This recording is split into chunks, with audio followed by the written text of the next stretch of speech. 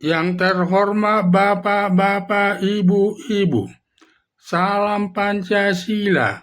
Pada hari Kamis tanggal 13 Maret tahun 2025, saya akan mengomentari rumah Ridwan Kamil digeledah KPK di Bandung terkait perbuatan korupsi. Berdasarkan informasi dari seseorang yang mengerti perbuatan korupsi, setelah Komisi Pemberantasan Korupsi telah menemukan minimal 2 alat buktinya, lalu Komisi Pemberantasan Korupsi menetapkan 5 orang tersangka yang tidak menyebutkan identitasnya. Perbuatan korupsi atas reklame Bank BJP atau Bank Jawa Barat yang merugikan negara sekira 200 miliar. Karena menurut keterangan saksi lain bahwa biaya reklame sebesar 200 miliar tersebut sudah diberikan sebagian kecil kepada bagian iklan tersebut, tetapi tidak seimbang besarnya yang dibayar Bank Jawa Barat. Diduga ada markup dana iklan tersebut oleh Bank Jawa Barat tersebut. Ada dugaan atas markup atas iklan BJB tersebut sebesar 200 miliar dinikmati Gubernur Jawa Barat Ridwan Kamil selaku Komisaris Bank Jawa Barat tersebut. Akibatnya setelah Komisi Pemberantasan Korupsi menetapkan 5 tersangka, maka dengan upaya paksa Komisi Pemberantasan Korupsi melakukan penggeledahan rumah Ridwan Kamil yang terletak di Jalan Gunung Kencana, Bandung, Jawa Barat. Biasa melakukan penggeledahan ke rumah Ridwan Kamil, kemungkinan uang diduga dikorupsi sebesar 200 miliar ada disimpan di sekitar rumah Ridwan Kamil untuk mengamankan keberadaan uang tersebut disimpan.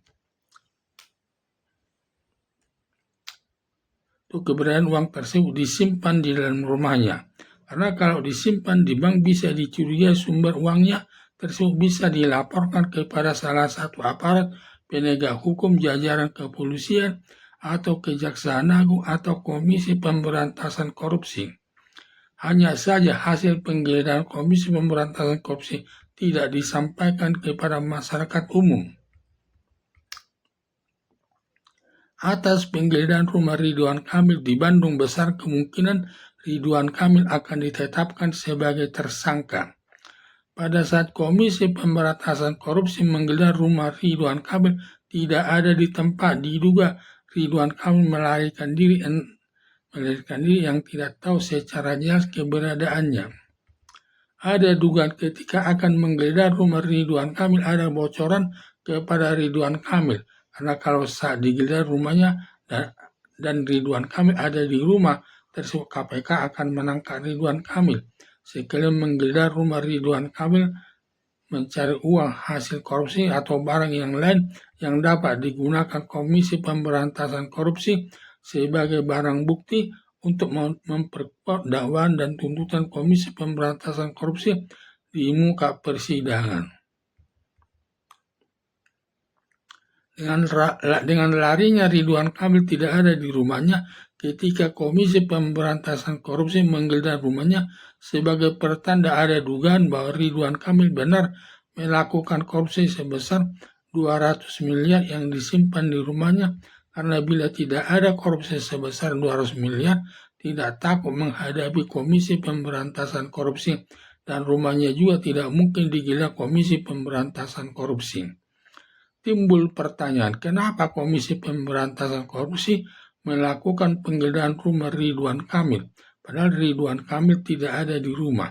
Karena penggeledahan rumah Ridwan Kamil merupakan upaya paksa tanpa persetujuan. Karena penggeledahan rumah Ridwan Kamil merupakan upaya paksa tanpa persetujuan Ridwan Kamil dapat menggeledah rumah Ridwan Kamil sebab Komisi Pemberantasan Korupsi sudah menemukan minimal 2 alat buktinya, bahwa Komisi Pemberantasan Korupsi sudah menetapkan 5 orang sebagai tersangka atas perbuatan korupsi sebesar 200 miliar.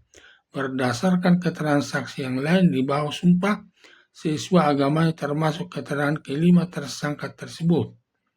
Karena bila sampai dilimpahkan ke pengadilan nanti, perkara Ridwan Kamil dan semua saksi-saksi yang diperiksa di muka pengadilan oleh hakim sebelum diperiksa disumpah dulu sesuai agamanya, dengan arti semua keterangan yang diberikan benar. Bila tidak mau disumpah, semua keterangannya dianggap bohong. Dapat dilaporkan ke polisi dengan tuduhan memberikan keterangan palsu atau bohong. Ancaman hukumannya cukup berat.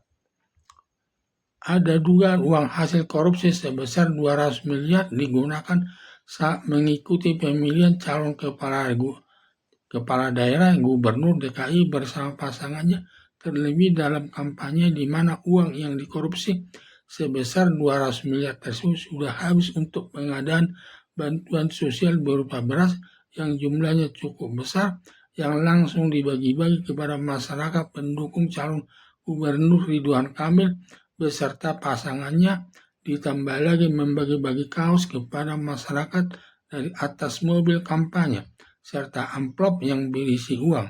Demikian juga sekira jam 5 pagi melakukan serangan fajar membagi sembako berupa beras, kaos, dan amplop berisi uang kepada masyarakat calon gubernur DKI Ridwan Kamil dengan pasangannya.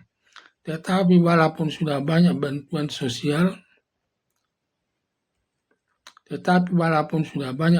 sosial berupa beras, kaos, amplop diberikan kepada masyarakat, tetapi calon gubernur DKI Ridwan Kamil bersama pasangannya tetap kalah, yang dimenangkan saingannya calon gubernur DKI Pramono Anung bersama wakil gubernur DKI Rano Karno.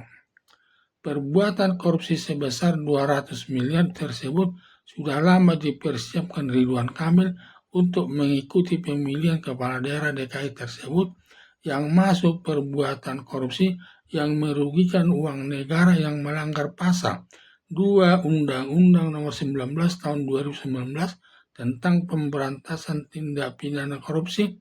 Ancaman hukumannya berupa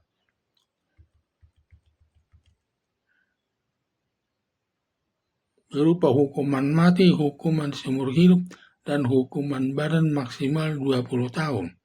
Mengenai berat dan ringannya hukuman seseorang koruptor tergantung pertimbangan hakim. Bila pertimbangan hakim banyak alasan yang memberatkan, maka hakim dapat menjatuhkan hukuman mati atau hukuman seumur hidup. Tetapi sebenarnya bila pertimbangan hakim banyak alasan yang meringankan, maka hakim dapat menjatuhkan hukuman selama 15 tahun sesuai perbuatannya. Yang disayangkan pada Ridwan Kamil sudah menjabat mantan gubernur Jawa Barat yang cukup lama, yang menghasilkan gajinya sudah cukup besar tiap bulan untuk memenuhi kebutuhan sehari-hari, dan penghasilan lain yang cukup besar, hanya tidak mengumpulkan penghasilannya untuk dapat mengikuti calon gubernur DKI. Tetapi Ridwan Kamil tidak mau berusaha, ingin cepat melakukan perbuatan korupsi sebesar 200 miliar tersebut yang berakibat berurusan dengan Komisi Pemberantasan Korupsi. Ridwan Kamil, mantan gubernur Jawa Barat, perilakunya mirip perilaku koruptor, melakukan pekerjaan hanya untuk mengumpulkan harta kekayaan sebanyak mungkin untuk dapat hidup mewah atau berpoya-poya, hanya beli baju bagus dan tas yang bermerek, harus belanja ke luar negeri, Singapura, Amerika Serikat, Inggris, Prancis, dan Milan, Italia, sekaligus menikmati panorama yang indah di negeri orang dan tinggal di hotel mewah. Sebaliknya, perilaku koruptor tidak pernah memperhatikan kehidupan masyarakat miskin. Hanya makan 3 kali dalam satu hari mengalami kesulitan.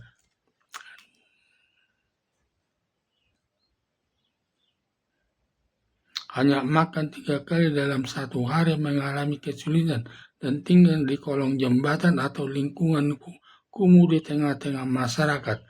Begitulah perbedaan hidup seorang koruptor yang penuh poya-poya dengan masyarakat miskin makan 3 kali dalam satu hari mengalami kesulitan. Perbedaan kehidupan ibarat siang hari dan malam hari. Harapan saya, bila Komisi Pemberantasan Korupsi sudah menemukan minimal 2 alat buktinya agar Ridwan Kamil ditetapkan sebagai tersangka atas perbuatan korupsi sebesar 200 miliar dengan cara adanya markup